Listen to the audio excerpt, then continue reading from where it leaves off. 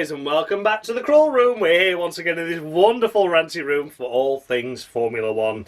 So, this season has come to a close, of course, in Abu Dhabi.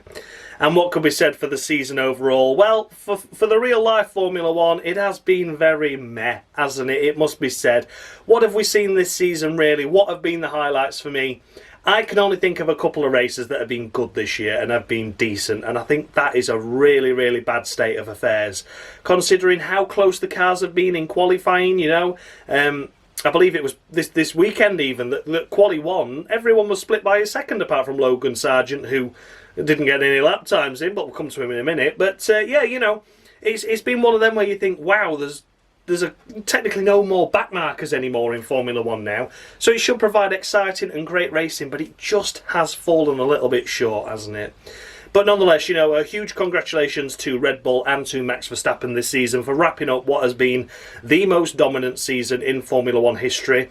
Records have been broken aplenty by Max and by Red Bull, and also a little world record there as well to McLaren for the world's fastest pit stop this season. So, you know, there's been records aplenty. It's been one to witness and to appreciate where we are living in here and now.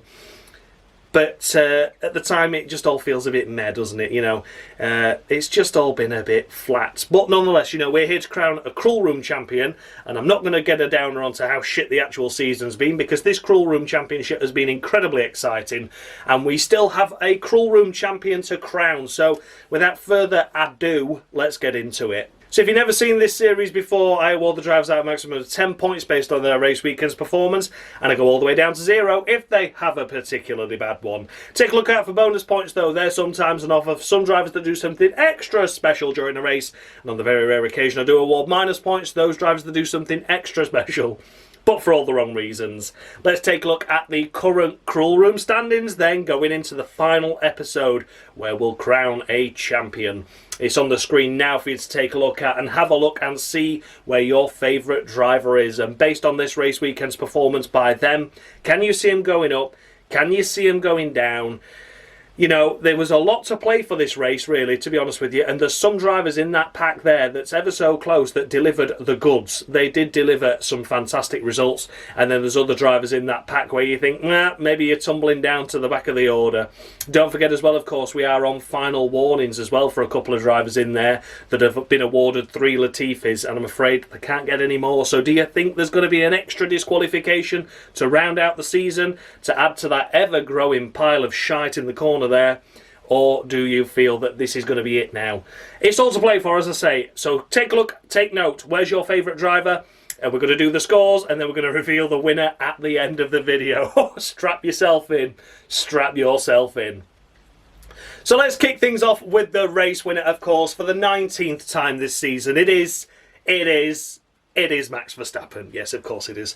There's nothing really much to say other than bravo Max, bravo Red Bull. As already mentioned in the intro of the video, just records broken aplenty by the pair of them. And this season as well has just been just a season of dominance. This race was once again proving that they have the ability to just go out and dominate, just stretch the legs. The most exciting bit it got was when Charles Leclerc got it off the line somewhat respectably and tried to have a couple of goes at Max into turn 5 and then turn 9, but it wasn't to be. And then that was it. That was really all we saw of Max, wasn't it? Apart from the last lap, and we just saw him cross the line and win. So yeah, that was it. That was it, really.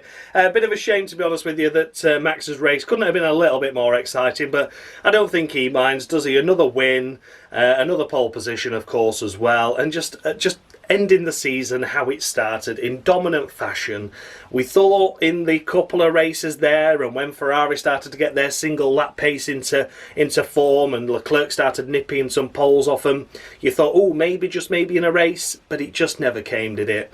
Just never came.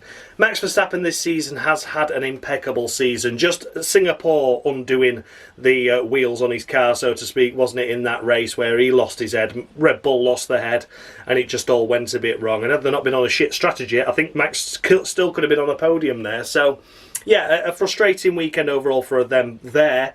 But apart from that, this season has been impeccable by him. So, Max Verstappen this weekend, once again, pole position and won the race.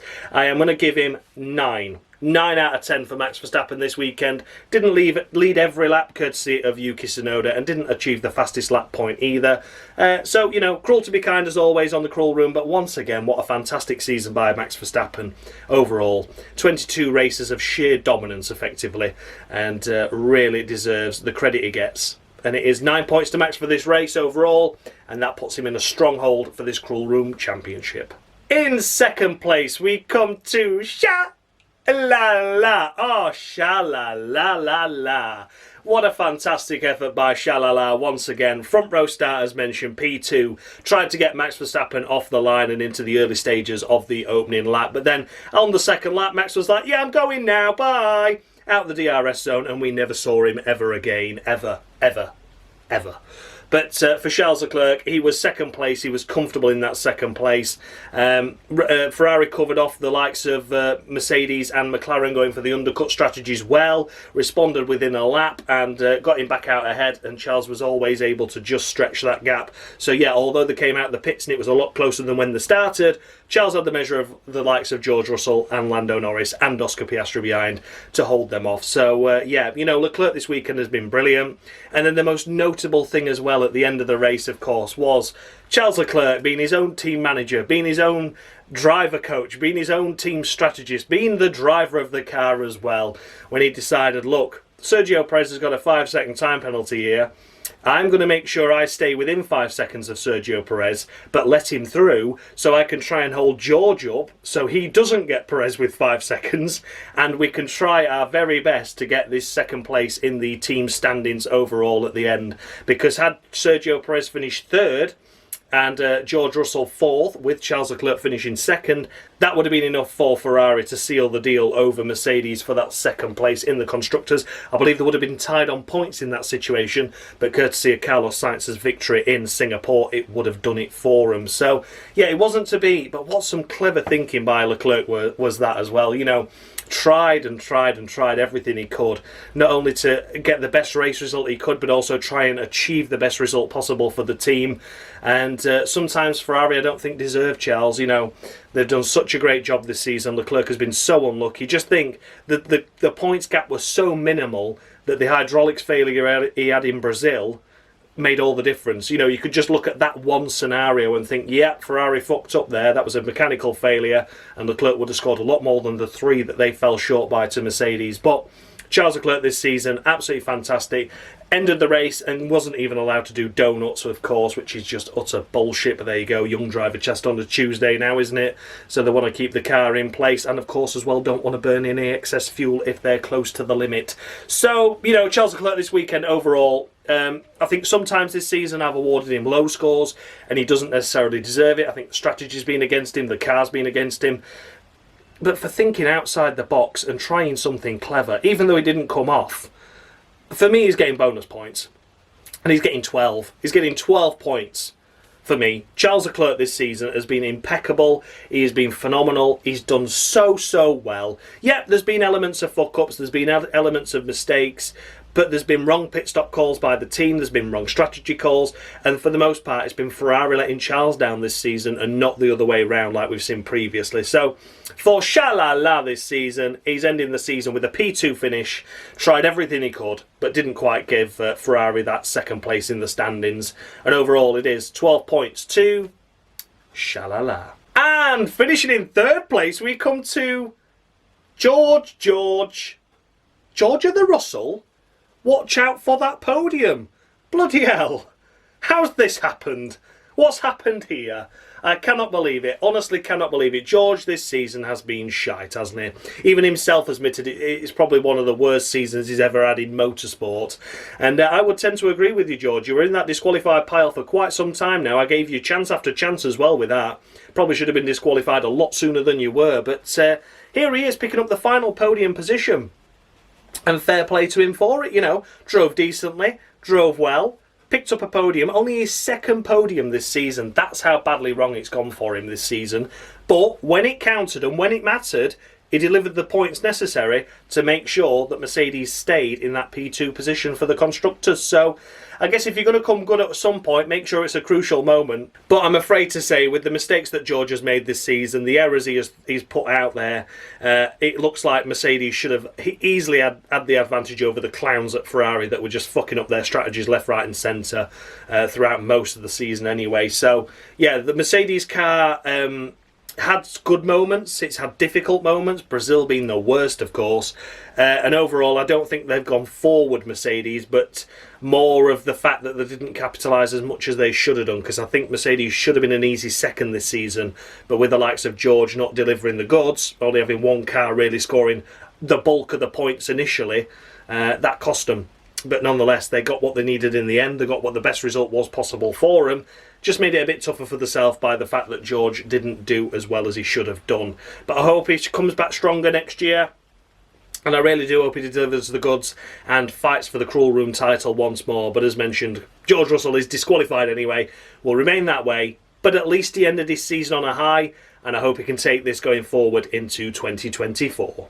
And in fourth place it is Checo Sergio Perez. After crossing the line in P2, of course, the 5-second time penalty dropped him down to P4 again for the move that he made on Lando Norris, which I am a little bit against that 5-second time penalty. I have got to be honest, because yeah, although you did see Sergio slightly open up the steering, I think it was just a case of he went in a little bit too hot, and if he'd have kept braking and turning, it'd have just locked up and gone straight on. So I think he opened the steering to apply a little bit more braking, then put the full lock on again, while Lando alongside him was just full lock all the way, and that's when the wheel banging happened. It's worth noting as well, of course, that when Checo was full lock, he continued to full lock it to the point where Lando always had a car's width. So although there was initially contact, Lando could have kept turning and could have stayed alongside Sergio for the next part of the chicane and then got the traction out the corner to fight. But as it was, he decided to cut the corner and then say he forced me off the track, he pushed me off the track, which is what drivers do these days, I'm afraid to say. And that 5-second time penalty, people have been saying they're not harsh enough at times. This one was ridiculously harsh in my opinion, because both cars were able to continue. Both cars kept the position they were in initially before that move was made, and then Sergio Perez got past him fair and square anyway without that move taking place. So I don't think it's fair. I don't think the 5-second time penalty was necessary, and had it not been for that 5-second time penalty, we would be seeing Ferrari second in the constructors and not Mercedes, because Leclerc let Perez through to try and hold back George Russell. So he had the pace for P3, did Sergio Perez this weekend, but he certainly ran out of laps to not be able to overtake Leclerc in the end, fairly anyway, I feel. So yeah, worth noting that. I think that was a bit harsh, and I think that 5-second time penalty not only cost Sergio Perez a podium position, but it also cost Ferrari P2 in the standings, and I think that is an incredibly harsh time penalty. But, you know, the FIA work in mysterious ways, I suppose. And, yeah, once again, they're probably just wanting to fill the checkbook up, like they do with the fucking goggles thing, don't they? Fill the checkbook up with a load of cash just before the season ends. Oh, that team's going to get a fine for no goggles. That team's going to get a fine for no goggles. You're going to get a fine and a reprimand check-up for that move you made on Lando. There you go. Happy New Year. Merry Christmas to you all. Right, lads, we've got a fat wedge of checks here. We've found them all under €1,000. Let's fucking go to that pub. Come on. Let's get snorting some cocaine. You know, fucking idiots. So yeah, FIA they've done Sergio Perez dirty, and in retaliation also done Ferrari dirty as well, in my personal opinion, but that's just me. So Sergio Perez, of course, disqualified anyway on the Cruel Room, has been for quite a number of races and for quite some time, but the end of the season has pretty much gone the way it started this season. So again, if he can get himself together, it might be a good season for him next year, but as it is, I don't think it will be. Anyway, we'll see. But Checo, disqualified anyway, remains that way. Done dirty by the FIA. Finishing in P5, we come to Lando Norris in the McLaren. Well, what could be said for Lando? Disqualified on the Cruel Room anyway, of course, due to the shunt that he had in Las Vegas after being on a final warning. Yeah, this season overall for Lando has been one of two fortunes, as it has been for both McLaren's drivers, really. Suddenly nowhere near the pace at Bahrain, getting lapped, breaking down, having no pace whatsoever, and then when the updates started to come in from Spain onwards and Austria onwards especially, was the big jump, wasn't it? they've achieved 9 podiums between them, you know, and as mentioned, a world record in the fastest pit stop as well for McLaren.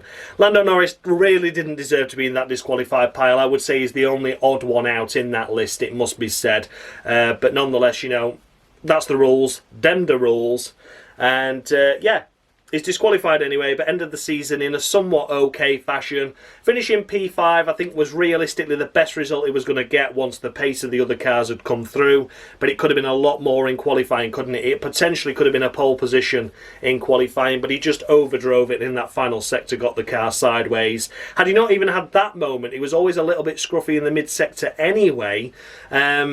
So I think he'd already fucked it up a little bit in the mid-sector, but if it had just, you know, bided his time a little bit more, it could have been a pole position and easily a front row. So deserved more than 5th in starting positions, climbed his way up to 4th and battling for 3rd in the early phases, and then finished where he qualified in P5. So yeah, Lando Norris, disqualified anyway, will remain that way. I will say he has had an impressive season this season overall, and has had a good run at it.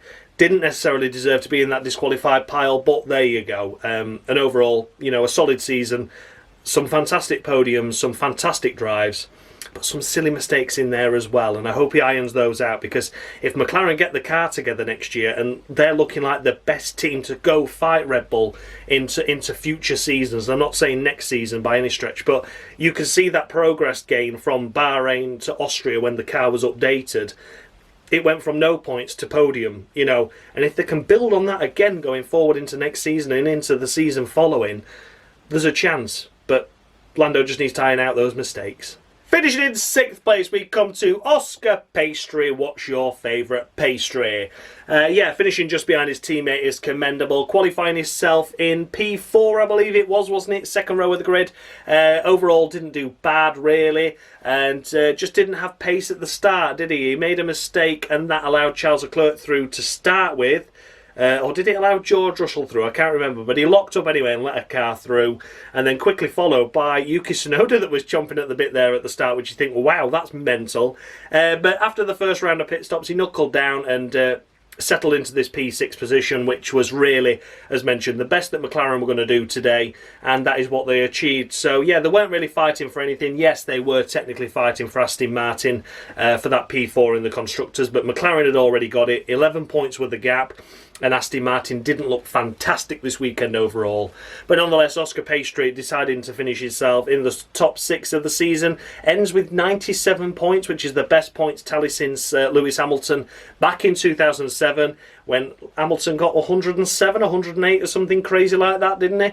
And that was on the old points system as well, so it really goes to show you how good Lewis Hamilton were in that first season, doesn't it? But yeah, Oscar Piastri, the first driver to score multiple podiums in a season, in a rookie year, since Lewis Hamilton as well. So yeah, you know, all in all, Rookie of the Year, understandably, and done a cracking job. So Oscar Piastri ends the season P6, finishing not too far behind his teammate, and I'm going to give him a solid 7 for that.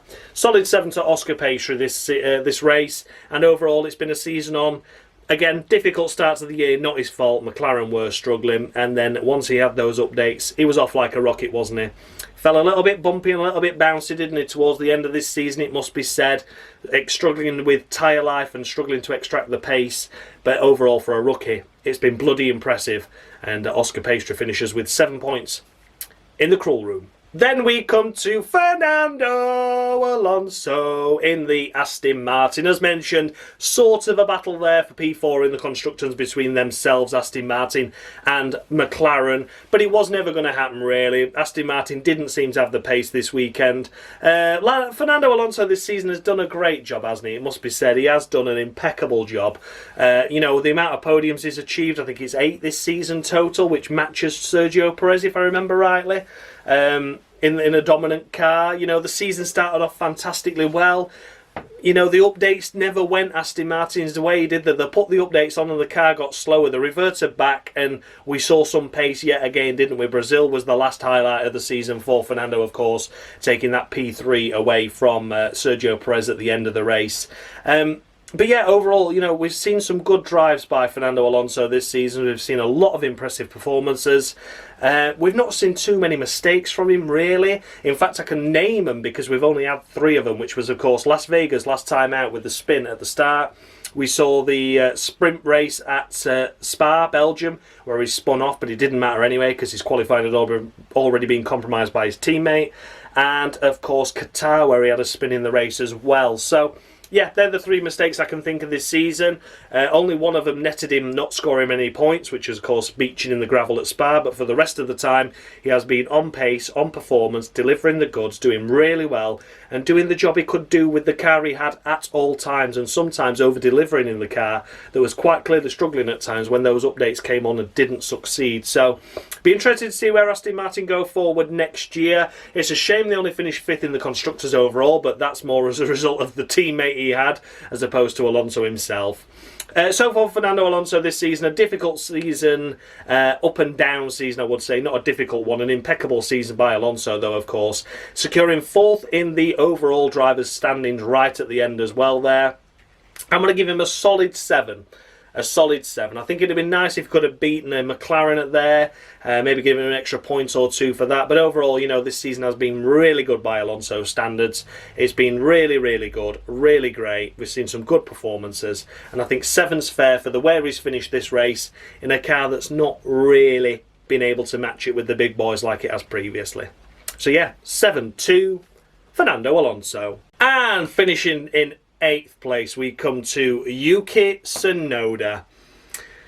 What a hero this race. Not only did he get awarded Driver of the Day by the Formula One fraternity of fans out there that were voting, the one Driver of the Day for me as well, personally. What a fantastic qualifying. His career best in Abu Dhabi. He always has some fantastic drives in Abu Dhabi. It's just a shame he can't do this all season long, but this season has been a tough one for AlphaTauri. That car has been dog shit. It's only when the updates came later on in the season, when the points started to come in and they started to flow. But Yuki Tsunoda has ended the season on a high, hasn't he? He really can hold his head up high this season. He has delivered the P8 in the Constructors for that team almost single-handedly. He did have some assistance from Daniel Ricciardo and Liam Lawson during the season, but he has done well. He has delivered the bulk of the points for AlphaTauri. He has done so well. And this season once again proves how well he has done.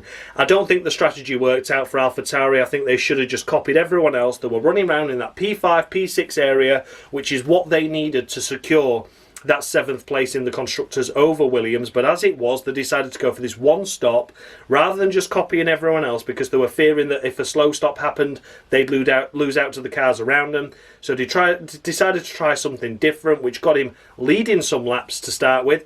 The first driver to lead a lap in Formula One since Takuma Sato back in 2004, and is now the only 2nd Japanese driver to ever lead a Formula One lap as well. So maybe they were more focused on the glory overall, so to speak, of what that would gain them, you know, the notoriety. A Japanese driver with a Honda engine, AlphaTauri, you know, leading a lap. It was probably something to do with more pressing issues, so to speak, you know, more to do with the marketing campaign rather than the overall championship, because AlphaTauri, I think, are going to come back stronger anyway. They've already announced that the partnership between themselves and Red Bull will be more communicative than it already is, so to speak. So the chances are that AlphaTauri won't be this low again in the Constructors' standings.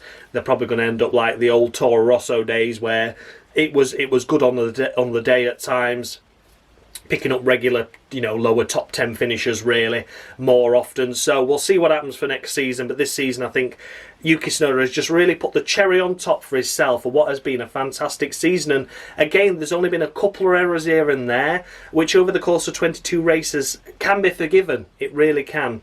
So for Yuki Tsunoda, it is pure bias by me, to be honest with you, with this score, but I do feel he deserves it. He gave AlphaTauri every opportunity in the entire world this race to get them that P7 in the Constructors. It was only the strategy that let him down. He was miles ahead of Daniel Ricciardo throughout the entirety of the weekend, qualifying, race, practice, and this is the driver that the tipping is going to take Red Bull.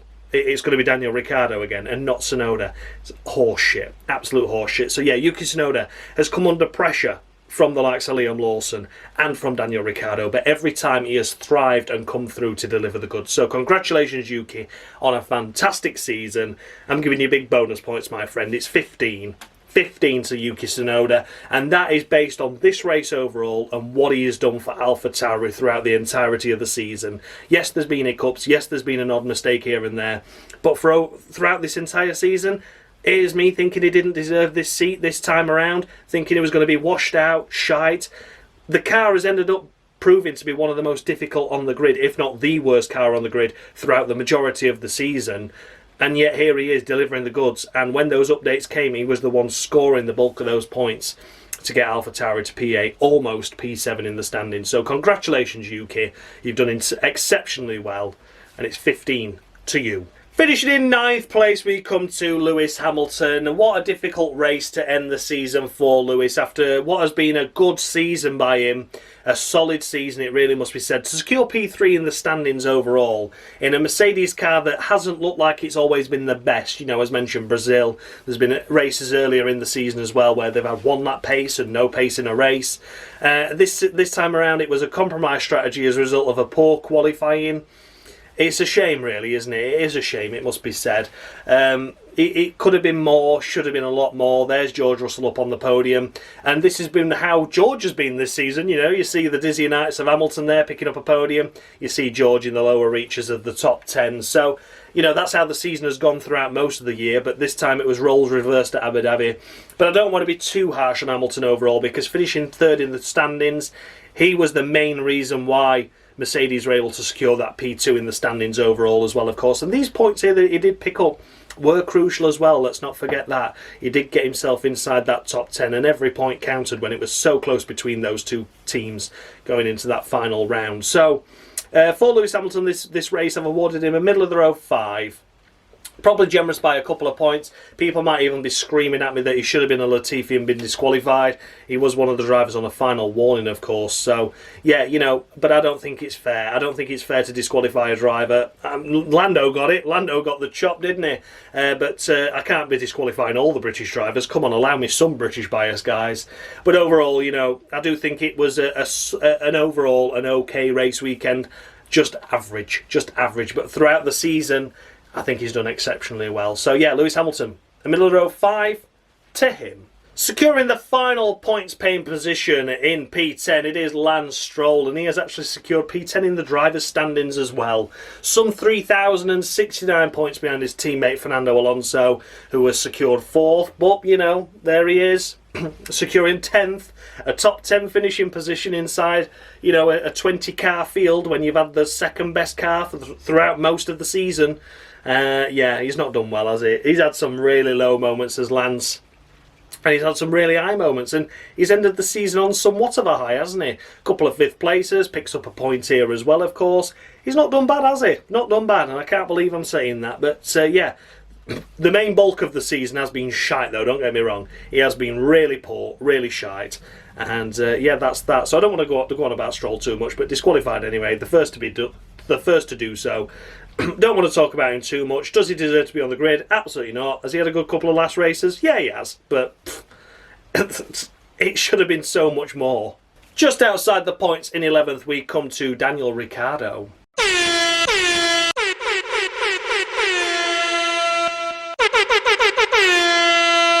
Woo-wee, those temperatures at Qatar were insane. The only time I could have had an excuse for my poor driving, and I wasn't there, goddammit.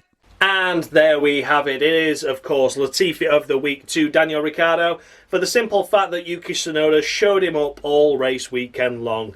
I'm afraid to say it, but it's got to be said, hasn't it? Daniel Ricciardo, this wonder stuff that was coming back. Oh, wow, you know, Daniel Ricciardo replacing Nick de Vries is the best thing that's ever going to happen to AlphaTauri. He's going to put Yuki Tsunoda under pressure. Yuki's going to look like a bag of shite. He's going to be in the points every race with that car. He's going to be doing something exceptional all the time. Well, what have we seen from him this season? We've seen Mexico. And that's been it. That has been it. I'm sorry to say, but that's just a fact of life, isn't it? That is all we've seen from Daniel Ricciardo this season. We have seen Mexico. And I'm sorry, but if you'd have kept Liam Lawson in the car, you could have seen that happen. You could have even kept Nick de Vries in the car at that point and have had the majority of the season. He might have got good and picked up some points in Mexico. You've seen Mexico. That's all Daniel Ricciardo has delivered this season for AlphaTauri, and I'm afraid to say Liam Lawson overall, despite scoring less points technically against Daniel Ricciardo, I think Liam Lawson with his 2 points at Singapore is far more impressive than Daniel Ricciardo's 6 that he picked up at Mexico, simply for the fact of inexperience. You know, Daniel Ricciardo, we thought, were going to be this hero that was going to be picking up the 6s, the 4s, the 2s and the 1s throughout that time in that AlphaTauri. Oh, he's back in the car now.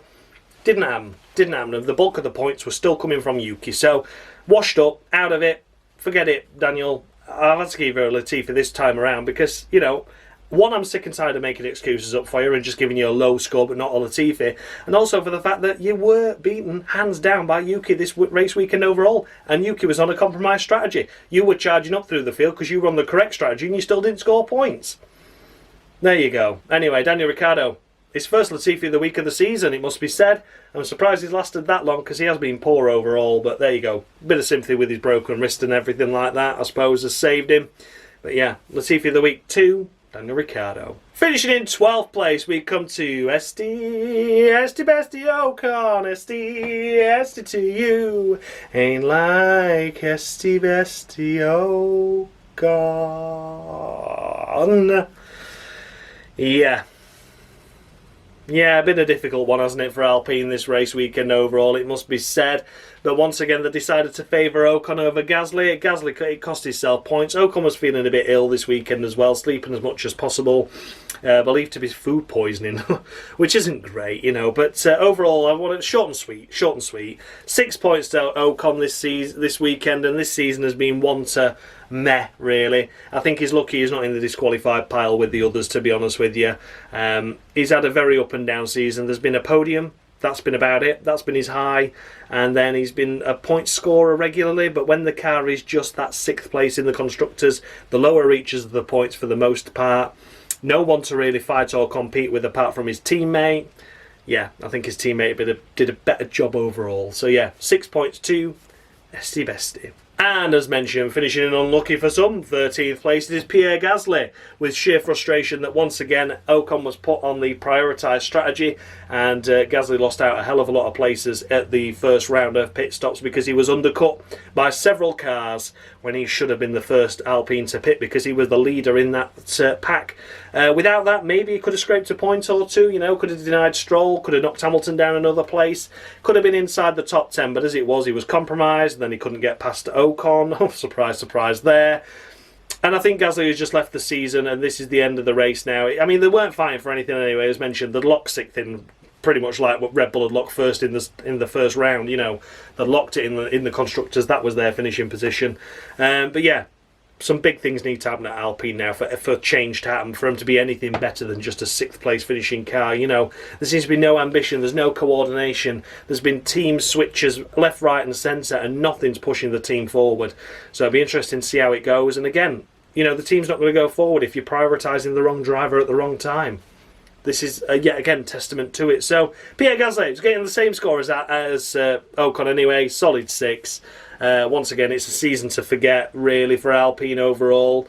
Yeah, there's been moments of brilliance. Gasly having a podium as well, of course. But for the most part, it's been one of frustration, and particularly on Gasly's part, because he has been team bitch to Esteban Ocon for no good reason for quite a number of races now. And I don't get it. I just don't get it. So there you go. 6-2, Pierre Gasly. Finishing in 14th place, it is Alex Albon in the first of the Williams. And what a shame for Williams this season to end their season, I should say, on a bit of a flat note. The car was pretty much at the back all race, wasn't it? It was such a shame to see.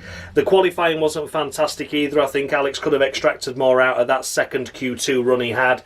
But as it was, he tumbled down to 14th. And here he is finishing the race in 14th as well. So yeah, we're running around in 18th, 19th position for the most part, squabbling with the Haas's and the Alfa Romeos, and not really delivering the pace to do anything other than, you know, measle around the back. Wasn't really running in the points at any point either, you know, even with a different tyre strategy or anything like that. I think the highest Alex Albon got was 10th briefly before he pitted, so yeah, just no pace in the Williams at all this race, it's afraid to say. And for Alex Albon this weekend, I'm going to give him a middle of the road 5. Middle of the road 5 to Alex. Couldn't see what he was capable of. Didn't really do much in qualifying. I think over a single lap the car was better than it was. We saw that Q run 1 from Alex, and that was good enough for top 5. So I think there was more to come from that Q2 run, and in the race itself, the car just tumbled to the back, and that was it, really, wasn't it? So, yeah, shame to end the season like that, but in the end, they end the season on a low in terms of on-track performance, but end the overall season on a high that they secured P7 in the standings, and that was all due to Alex Albon. So congratulations to Alex Albon. Congratulations to Williams as well for building a solid enough midfield car. I think there was a lot of points went missing this season. I reckon, realistically, if Sargent had delivered some good results like he should have done with the car he had at times, if Alex Albon hadn't dropped it at places like Australia, I think we could have seen around 55 points between the pair of them if both drivers delivered the goods. I'm saying Alex could have maybe scored around 35, Sargent around 20. I think that would have been fair enough, But as it was, they secured the finishing position anyway of 7th, which is the best that we're going to get. And congratulations to them. So, but for now, though, middle of row 5 to Alex Albon for the Williams team. But I'm sure they're celebrating somewhere else right now. And really, really pleased with the development that they've gone forward for the first time in quite a number of years. Finishing in 15th place, we come to Nico Hülkenberg.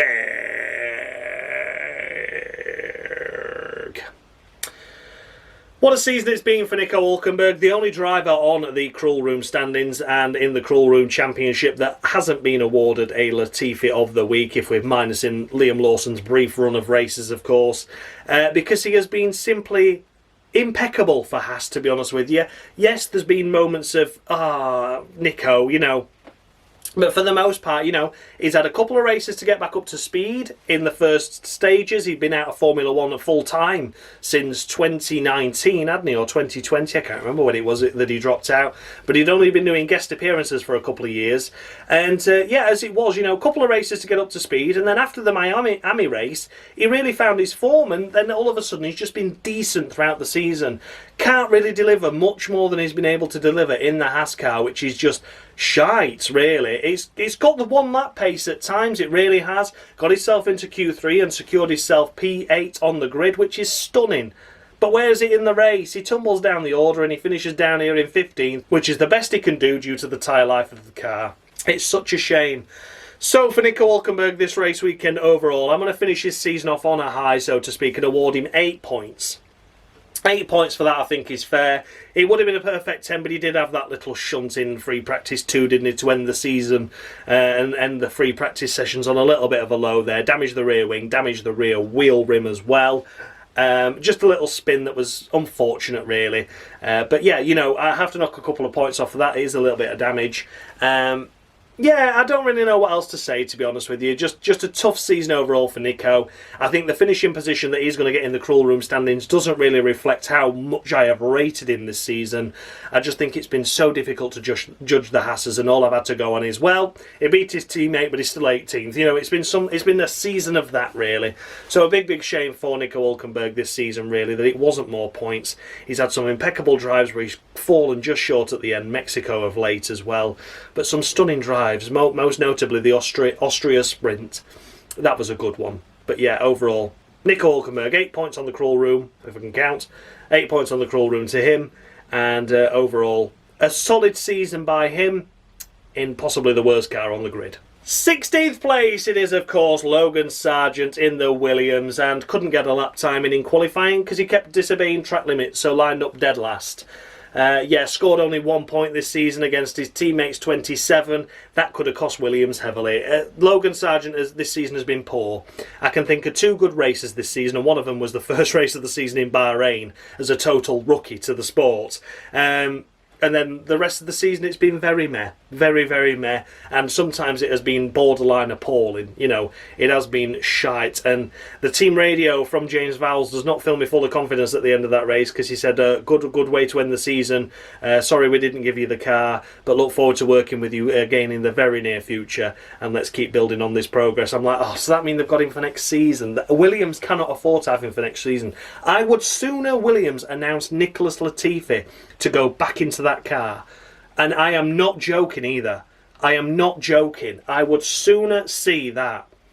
I cannot believe how bad Logan has been this season, and I've given him every opportunity, especially as a rookie, but he has just not delivered the goods once again, and that qualifying performance at the end of the season once again shows that it's just not for him. So yeah, I'd be gutted if he does get another go at it, because I think there's so many great drivers waiting in the wings. I mean, we had 10 rookies out in FP1. You know, there's all that talent to come through, and F1 teams thinking, these guys are decent enough for a shot at, you know, a free practice 1 session, but they're not getting the seats, and there's a seat there. You know, Stroll's different because he's daddy racing, but here there's a seat there where they can go, look, let's try another rookie. It can't be any worse. And they actually can't be any worse, you know. So yeah, Logan Sargent, a tough year, very tough year, and out of his depth, I would say. Disqualified on the cruel room anyway, has been for some time, won't be talking about him anymore. And yeah, that's that. 17th place, Zhou Guan Yu. Fucking hell, Alfa Romeo. Can't believe it. Once again. Poor pace, poor performance, absolutely useless. I just don't know anymore. I mean, they couldn't even change the livery back. They've still got the bloody Las Vegas livery on, haven't they? I mean, at least AlphaTauri had announced that they were keeping it for the 2 rounds. Alfa Romeo were just like, fuck this, we're going to leave it on, lads. I can't be arsed with a late night revinyling this car. Fuck it, we'll stick it in bin afterwards. Yeah, you know, Zhou Guan Yu, poor season, but then again, you think he's had 6 points compared to Logan's 1. You know, like, that's how bad Logan Sargent's season's been. I'm really criticising Zhou Guan Yu this season, and it all came undone for him at Hungary, where he had a stunning qualifying and threw it all away. That's when I was like, nah, had enough of this kid now, shouldn't be here. The driver lineup has been incredibly poor this season. I think there was a lot of expectation for it to be good, and aside from Yuki Tsunoda delivering more than I expected him to by a country mile, every other driver has just fallen into place of how I expected them to be, and then disappointed me somewhat greatly as well. So yeah, disqualified anyway, Zhou Guan Yu. End of the season miscellaneous once again, just a very much, was he actually racing? And that's that. So yeah, Zhou Guan Yu ends a disappointing season for Alfa Romeo, a disappointing season to follow next year because they're going to be shite again, and that's pretty much it. Finishing in 18th place, we come to Carlos Sainz, smooth operator. Well, not really smooth at all, was it really? Not really smooth at all. What a disaster for Carlos Sainz this season. This weekend, really. Poor qualifying out in Q1. I've spared him a Latifi just because I just feel like I have to. Because again, I think Ferrari have let him down more than he's let them down over the course of the season. But yeah, Carlos Sainz this weekend, it's not been a good one, has it? And then in the race, maybe it could have scraped a point or two, but the Ferrari strategy wasn't really strategizing at all, was it? Pitted and then went out again, and then came into the pit on the last lap and retired. So he's still classified as 18th, just a lap down. So that's that. That's all I'm going into with that one. He wasn't retired, although he was. He didn't actually cross the line, the only driver not to, but there you go. 20 cars are classified. So there you have it. Carlos Sainz, I'm going to give him 3. 3 points. It wasn't a great weekend overall. I do think had it been any other race weekend of the season, it would have been Latifi worthy. Don't get me wrong. It was poor in qualifying, poor in practice with that big shunt as well, of course. But I just feel like he doesn't deserve it. After the bad luck he had at Las Vegas as well, of course, I think 3 points is fair for the overall season he's had. I think that'll drop him down the rankings quite dramatically anyway in the cruel room standings, but I don't feel like he deserved a Latifi to round his season out. But nonetheless, just 3 points to Carlos Sainz. 19th place, we come to Valtteri Bottas in the other Alfa Romeo. Again, very much the same as Zhou Guan Yu, to be honest with you. Very poor this season, very poor indeed.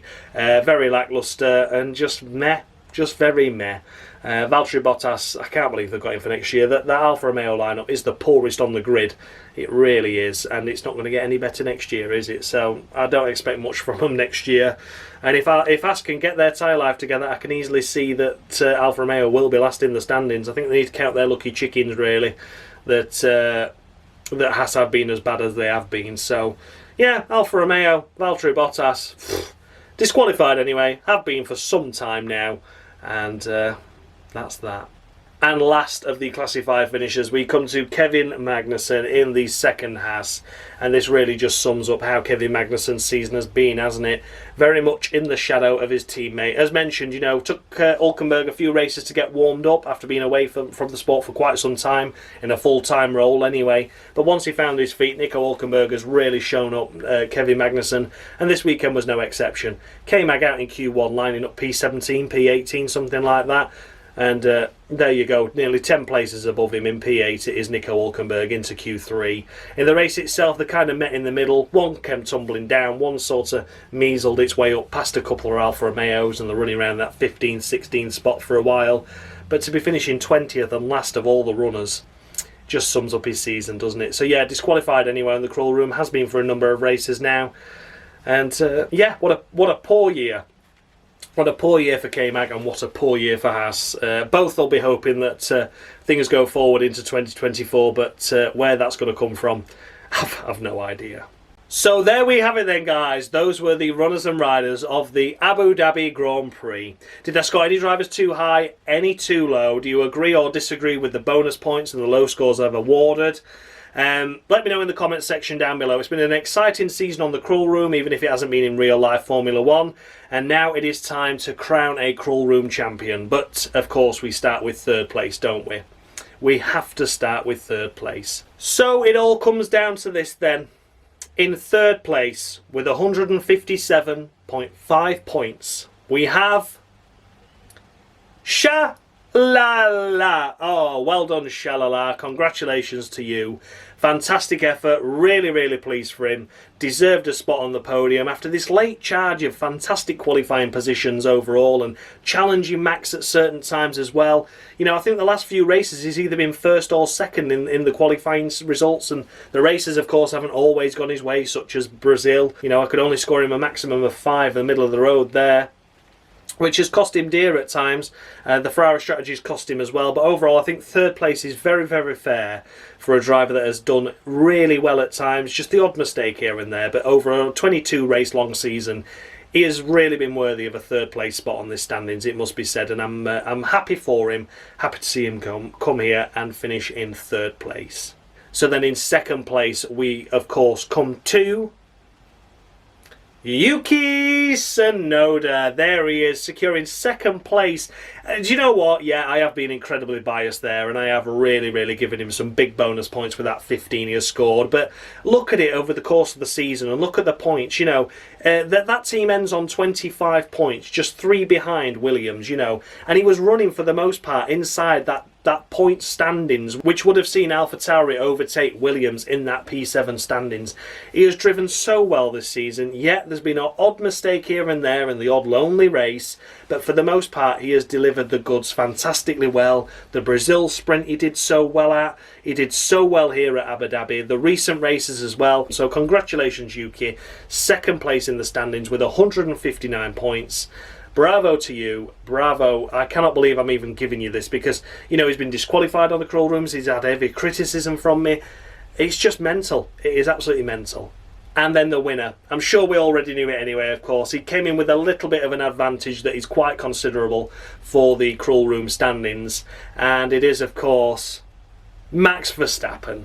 Now, let's not forget about Max Verstappen. You know, I awarded him minus 20 points in Singapore after his kick-off on the radio and his poor qualifying performance because he was overdriving a car that might not have been able to be on pole, but it certainly should have been inside the top 5, I feel.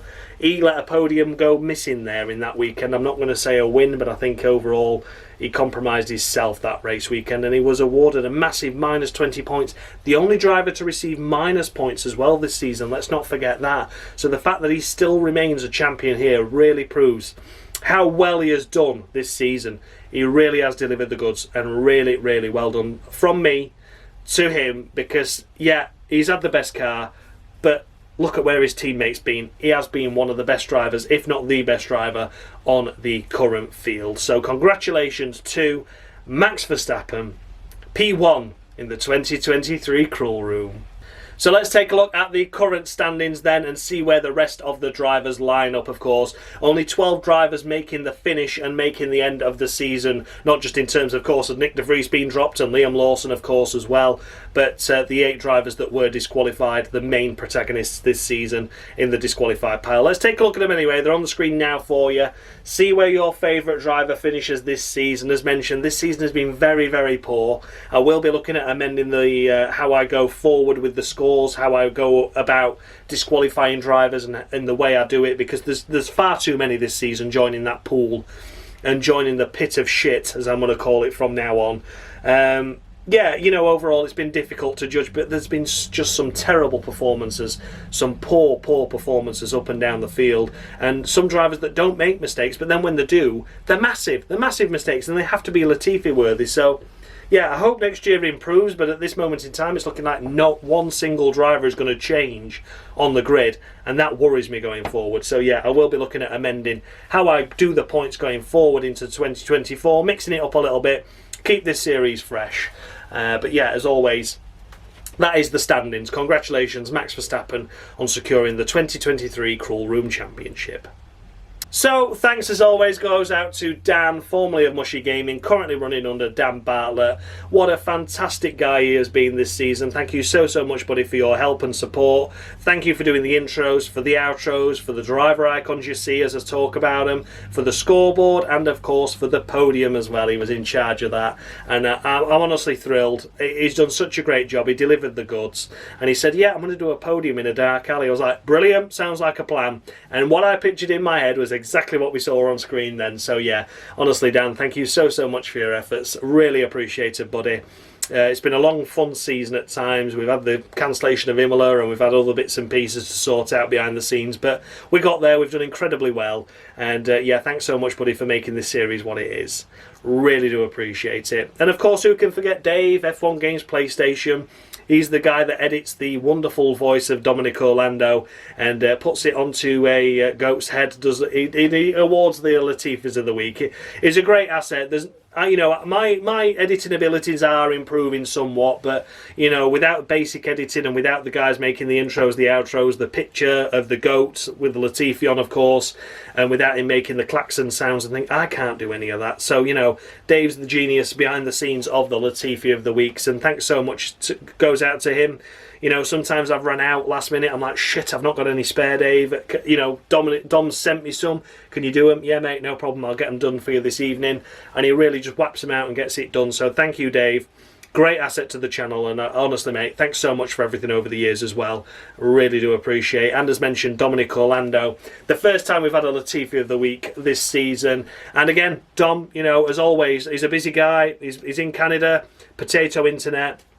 But I send him over some ideas on what to do for Latifis. He then sends me back, well, I've got these ideas, and 9 times out of 10 his ideas were always better than mine anyway, so we've gone with his idea.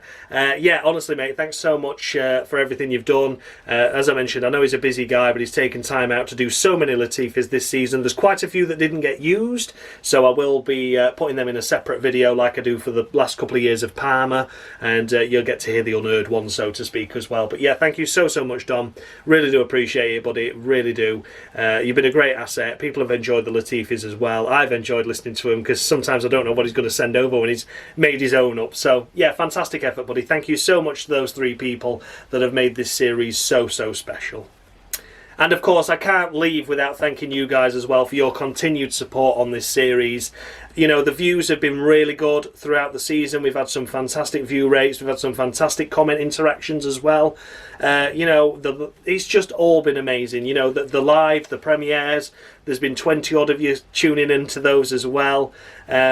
Really do appreciate it, really do. There's nothing much more I can offer you, you know, in terms of, you know, improving the overall ability of myself. You know, I seem to have reached the limit of what I can do editing-wise and skill-wise. I've improved the lighting in here this year, you know, that wasn't cheap. I've got a new laptop coming for next year, which will hopefully make my editing skills a bit quicker. Whether it makes them any better remains to be seen, but nonetheless, you know, a new laptop on the way. I'm investing in trying to keep, you know, it fresh for you guys as much as possible, which is why I think I'm going to mix it up next year so we don't see as many disqualifications and we maybe see more rants from me as the season progresses, rather than just disqualifying them, not really talking about them much, because I'm aware it's all a bit of fun here anyway on this series, and that's where we need to get back to really. But I'll work it out. I'm thinking over the winter and we'll come up with something good. But yeah, thank you so much for your continued support, for your comments, for your likes, subscribing, joining me on this journey this year, being a long-term subscriber of the channel. It all really appreciates. So yeah, I just genuinely from the bottom of my heart, thank you. It's been a fantastic season and I can't wait to get started already on 2024. So there we have everything, guys. Thank you so much for watching, as always. Love to you all. And yeah, you know, I'm going to come up with more content over the Christmas period and whatnot. You know, my usual shit and slaver that comes out. There'll be a couple of more F1 related videos. A constructors review as well, of course. How well I did in second guessing how well everything went in testing, as to how well I think it's going to go in the main championship. So there's that to review and see how close or far away I was. And yeah, a couple of your video suggestions as well that you made a couple of weeks ago. I do appreciate that. So apologies that I didn't get around to them. I just became incredibly busy incredibly quickly on the week off between Formula 1 races. So yeah, but rest assured some of those videos will come out as well. And yeah, thank you so much for watching, guys. And as always, much love.